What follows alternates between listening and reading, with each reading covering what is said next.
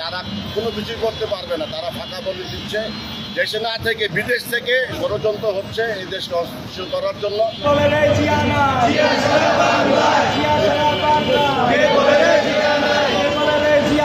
আজকে আপনারা সকলে জানেন যে একটা নৈরাজ্য সৃষ্টি করার পায়তারা সারা বাংলাদেশে চলছে।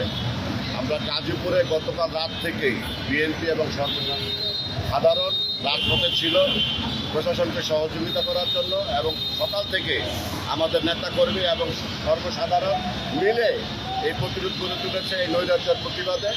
আমরা আশা করছি যে তারা কোনো কিছুই করতে পারবে না, তারা ফাঁকা বলে দিচ্ছে।